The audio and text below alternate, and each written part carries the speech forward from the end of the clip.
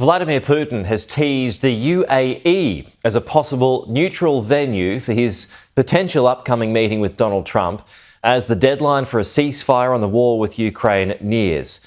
Russia's president also touted a discussion with Trump also proposed that the war could be ended quickly if the right leaders were involved in peace talks. He claimed that with him at the negotiation table, both Russia and Ukraine would be pressured into making a deal. His suggestion included freezing the conflict, setting temporary boundaries, and starting talks under U.S. supervision. Many experts and world leaders questioned the practicality of his plan, but his supporters believed that he alone had the strength to bring peace.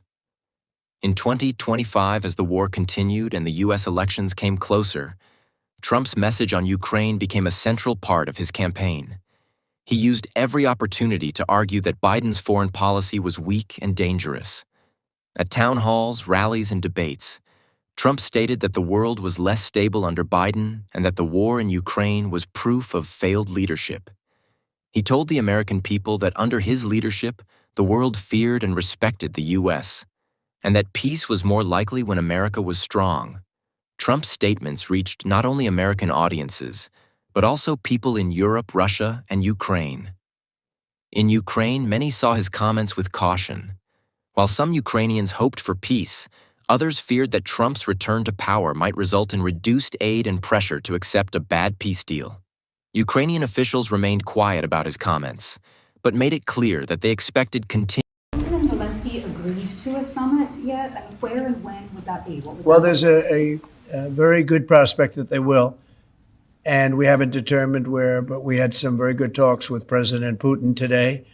And there's a very good chance that we could be ending the round, ending the end of that road. That road was long and continues to be long, but there's a good chance that there will be a meeting very soon. Continued bipartisan support from the U.S., regardless of the president.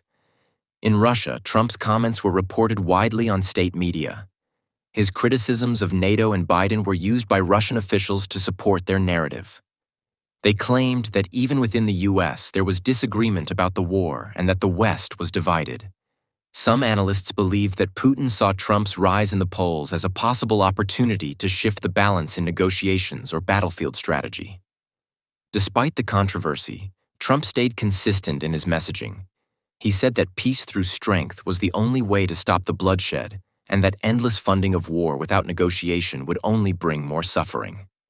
His political platform included calls for border security, energy independence, military reform, and stopping wasteful foreign aid.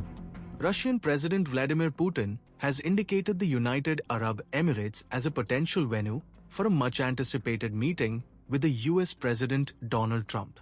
The announcement comes just days before a crucial deadline to agree on a ceasefire in Ukraine, with new sanctions looming if no deal is reached.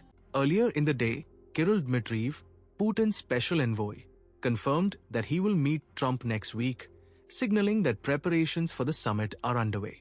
This would be the first face-to-face meeting between a US and Russian president since Joe Biden met Putin in Geneva in June 2021, months before Russia's invasion. Notably, Putin and Ukrainian President Zelensky have not met since 2019 and have openly expressed deep animosity.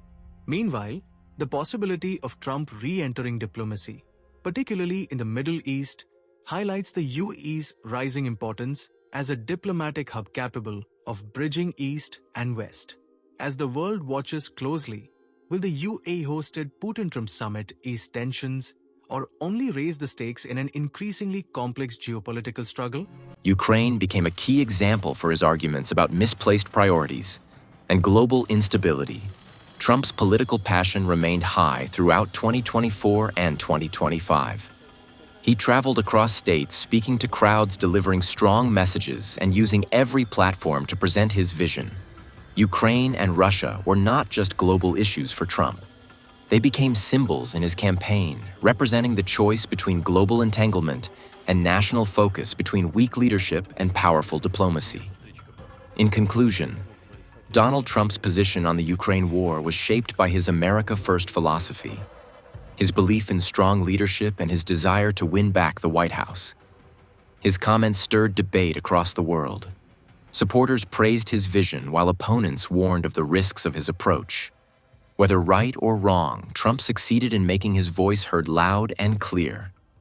The war in Ukraine became more than a distant conflict. It became part of a global conversation about power, peace, and the future of international leadership. With the 2025 U.S. election approaching the world, watched closely to see whether Donald Trump would once again shape the course of history, not only for America, but also for Ukraine, Russia, and the world. The war caused immense suffering for civilians across both countries, with cities destroyed, families displaced, and thousands of lives lost. In early 2025, the war entered a new phase. Ukraine launched a surprise counteroffensive in the Zaporizhzhia region, aiming to break through Russian defenses and cut off access to Crimea. The offensive was partly successful as Ukrainian forces regained several villages and strategic points. This boosted morale among Ukrainians and increased global calls for more aid to Russia also suffered internally from the prolonged war.